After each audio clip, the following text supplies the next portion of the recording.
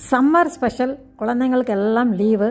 இந்த லீவு நாளில் குழந்தைங்களுக்கு பிடிச்ச மாதிரி சுவையான இந்த சீசனுக்கு உள்ள காய்கறிகளை வச்சு சமைச்சு கொடுத்தோன்னா ரொம்ப விரும்பி சாப்பிடுவாங்க.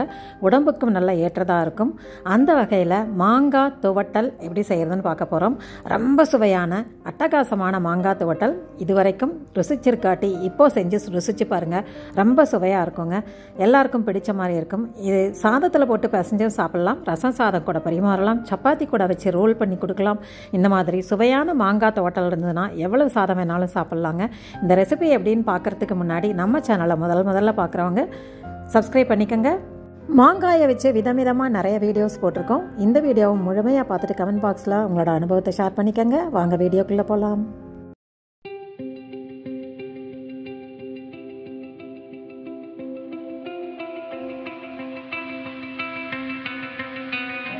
இப்போ நம்ம பார்க்க போகிறது சுவையான மாங்காய் துவட்டல். வித்தியாசமான ரெசிபிக்கு ஒரு பேனை சூடு பண்ணிவிட்டு 3-4 டீஸ்பூன் அளவுக்கு நல்லெண்ணெய் சேர்த்துக்கோங்க. நல்லெண்ணெய் மாங்காயினுடைய சூட்டை தணிக்குங்கிறதுனால தான் மாங்காய் ரெசிபிஸ்க்கு எல்லாத்துக்குமே நல்லெண்ணெய் சேர்த்துக்கிறோம்.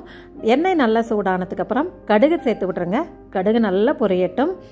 கடுகு பொரிஞ்சதுக்கப்புறம் பொடி பொடியாக நறுக்கினா வெங்காயம், ஒரு பெரிய வெங்காயம் பொடி பொடியாக நறுக்கி வச்சுருக்கேன். வெங்காயம் நிறைய சேர்த்தா நல்லாயிருக்கும் சுவை. அதனால் ஒரு பெரிய வெங்காயம் எடுத்து பொடி பொடியாக நறுக்கியிருக்கேன். அதையும் சேர்த்துட்டு நல்லா வதக்கிக்கலாம். இது கொஞ்சம் நல்லா வதங்கி வரட்டும். மாங்காய் நீங்கள் சுத்தம் பண்ணிவிட்டு கட் பண்ணி வச்சுக்கலாம். குட்டி குட்டி பீசஸாக கட் பண்ணி வச்சுக்கலாம். நான் கட் பண்ணி தான் வச்சுருக்கேன். இல்லை துருவணுன்னா நீங்கள் துருவிக்கோங்க. நான் சின்னதாக கட் பண்ணி ரெடியாக வச்சுருக்கேன். வெங்காயம் நல்லா வதங்கட்டும். இந்த மாங்காய் துவட்டல் ரொம்ப சுவையாக இருக்குங்க. சுலபமாக செஞ்சிடலாம், ரொம்ப சுவையாக இருக்கும். அட்டகாசமான இந்த ரெசிபி சாதத்தில் போட்டு பிசைஞ்சு சாப்பிடுங்க, ரொம்ப நல்லாயிருக்கும். நல்லெண்ணெயும் இந்த துவட்டலும் சேர்த்து சாப்பிட்டிங்கன்னா ரொம்ப நல்லாயிருக்கும். தயிர் சாதத்துக்கும் ரொம்ப ஏற்றதாக இருக்கும். இப்போ ஒரு மாங்காயில் பாதி அளவு எடுத்து குட்டி குட்டியாக கட் பண்ணி சேர்த்துருக்கேன். மாங்காய் கிடைக்கணும் அப்படின்னு நினைக்கிறவங்க கட் பண்ணி சேர்த்துக்கோங்க. இல்லை ஸ்மூத்தாக வேணும் அப்படிங்கிறவங்க ஸ்க்ராப் பண்ணிக்கோங்க, துருவி சேர்த்துக்கலாம். ஒரு 4-5 பச்சை மிளகாய் எடுத்து அதையும் பொடி பொடியாக கட் பண்ணிவிட்டு சேர்த்துருக்கேன். இந்த மாங்காயும் பச்சை மிளகாயும் சேர்ந்து வதங்கும் போது இந்த மாங்காயினுடைய புளிப்பு பேலன்ஸ் ஆகும். கொஞ்சோண்டு மஞ்சள் பொடி சேர்த்து விட்டுக்கலாம்.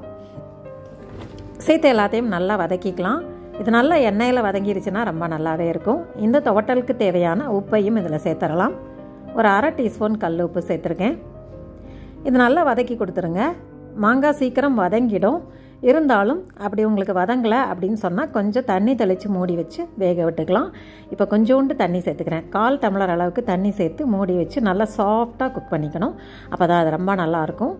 இதெல்லாம் நல்லா சேர்ந்து வேகட்டும். மூடி போட்டு விட்டுடலாம். இந்த மாங்காய் துவட்டல் நீங்கள் செஞ்சு வச்சுக்கிட்டிங்கன்னா 2-3 நாள் வரைக்கும் கெடாது. ஒரு சின்ன தக்காளி, ஒரு குட்டி தக்காளி எடுத்து குட்டி குட்டியாக கட் பண்ணி அதையும் சேர்த்துருக்கேன். இதையெல்லாம் நல்லா சேர்ந்து வேகட்டும். மூடி போட்டு விட்டுடலாம். இந்த தக்காளி தோல் நல்லா மசிஞ்சு வெந்து வர அளவுக்கும் விட்டுருங்க. நல்லா ஒன்றா சேர்ந்து வெந்ததுக்கப்புறம் சைடில் நான் குக்கரில் துவரம்பருப்பு வச்சு வேக வச்சுருக்கேன். அந்த துவரம்பருப்பில் தண்ணியெல்லாம் வடிச்சிட்டு பருப்பை மட்டும் அப்படியே நல்லா ஸ்குவீஸ் பண்ணி எடுத்து வச்சுருக்கேன். இந்த துவட்டலுக்கு துவரம்பருப்பு சேர்த்திங்கன்னா ரொம்ப சுவையாக இருக்கும். இப்போ நல்லா வெந்தடிச்சு இது நல்லா அப்படியே மசிச்சு விட்டிங்கன்னா தோலெல்லாம் விட்டு நல்லா சேர்ந்த மாதிரி வந்துடும். நீங்கள் துருவி மாங்காய் சேர்த்திங்கன்னா நல்லா ஈஸியாகவே குக் ஆகிடும். இப்போ அந்த துவரம்பருப்பு எடுத்து வச்சுருக்கேன்னு சொன்னேன் இல்லையா, வேக வச்சு தண்ணி வடிச்சிட்டு எடுத்து வச்சுருக்கேன். அந்த துவரம்பருப்பும் நல்லா ஒரு 2 கைப்பிடி அளவுக்கு தண்ணியே இல்லாமல் அந்த பருப்பை மட்டும் நல்லா ஸ்குவீஸ் பண்ணி எடுத்துக்கோங்க. அதையும் எடுத்து இது கூட சேர்த்து மீடியம் ஃப்ளேமில் ஒரு 5 நிமிஷம் வரைக்கும் நல்லா வேக விடுங்க. இந்த எண்ணெயில் எல்லாம் நல்லா சேர்ந்து வெந்து வரணும். உதிராக வர வரைக்கும் வேக விடுங்க. அதுதான் இங்கே முக்கியமாக கவனிக்க வேண்டியது. இந்த பருப்பு சேர்த்ததுக்கப்புறம் நல்லா மிதமான தீயில் பேனை விட்டு நல்லா கோழா மாதிரி திரண்டு வர வரைக்கும் குக் பண்ணணும். இதை அப்படியே விட்டுடலாம். நல்லா வேகட்டும். நல்லா ஓரளவு சேர்ந்து வெந்த மாதிரி வந்ததுக்கப்புறம் ஃப்ரெஷ்ஷாக துருவன தேங்காய் ஒரு கைப்பிடி அளவுக்கு ரெடியாக வச்சுக்கோங்க. இது நல்லா வெந்து வர ஸ்டேஜில் இறக்கிறதுக்கு கொஞ்சம் முன்னாடி தான் அந்த தேங்காய் துருவலை நம்ம தூவ போகிறோம். இப்போ ரெடி ஆகிடுச்சு. நல்லா பேன் விட்டு வருது பார்த்திங்களா, இந்த மாதிரி நல்லா துவண்டு வரணும். அதுதான் துவட்டல். இது மேலே இப்போ நம்ம துருவன தேங்காய் ஒரு கைப்பிடி அப்படியே தூவி விட்டுடலாம். இந்த தேங்காய் சேர்ந்து வேகும் போது நல்லா சுவையாக இருக்கும். இது நல்லா பரட்டி விட்டுட்டு ஸ்விட்ச் ஆஃப் பண்ணிடலாம். ரெடி ஆகிடுச்சு. எவ்வளோ சுலபமாக செஞ்சுட்டோம் பார்த்தீங்களா? இவ்வளோ சுலபமாக சுவையான மாங்காய் துவட்டல் செஞ்சு பாருங்கள். இந்த பச்சை மிளகாயும் மாங்காயும் சேர்ந்து வேகும்போது அந்த மாங்காயோட அந்த பச்சை மிளகாய் சேர்த்து சாப்பிட்டு பாருங்கள், அட்டகாசமாக இருக்குங்க. இப்போ மாங்காய் சீசன் ஆனதுனால விதவிதமாக மாங்காய் ரெசிபீஸ் நம்ம செய்யலாம். குழந்தைங்களும் நல்லா விரும்பி சாப்பிடுவாங்க. வீட்டில் இருக்கும்போது தான் நல்லா சூடான சாப்பாடு சாப்பிட முடியும். மத்தியான நேரத்தில் இந்த மாதிரி விதவிதமாக ரெசிபீஸ் செஞ்சு இந்த லீவை நல்லா சந்தோஷமாக என்ஜாய் பண்ணுங்கள். இந்த வெயிலுக்கு பார்த்திங்கன்னா பொதுவாக நிறைய தண்ணி, மோர், ஜூஸு அந்த மாதிரி தான் குடிச்சிட்டே இருப்பாங்க.